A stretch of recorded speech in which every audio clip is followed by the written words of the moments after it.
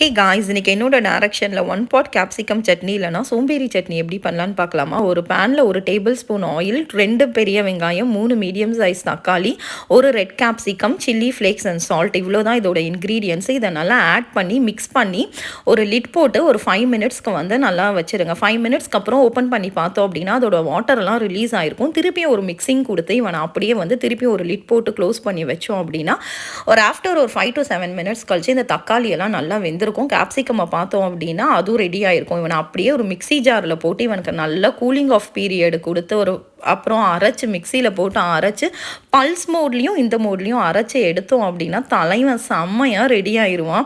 இது working women's, bachelors எல்லாருக்குமே beginners எல்லாருக்குமே ஒரு ஈஸியான ரெசிபி. சட்னி பேரே சோம்பேறி சட்னி. ஸோ இதை தாளிக்கணுன்ற அவசியம்லாம் கிடையாது. நமக்கு வேணும்னா மானே தேனே பொன்மானேன்னு சொல்லி இஞ்சி, பூண்டு, புதினா, கொத்தமல்லி, கருவேப்பிலை இதெல்லாம் ஆட் பண்ணிக்கலாம். பட் அதெல்லாம் தேவையில்லை. ஏன்னா இது ஒரு சோம்பேறி சட்னி. கண்டிப்பாக இந்த சட்னியை ட்ரை பண்ணி கமெண்ட் பண்ணுங்கள்.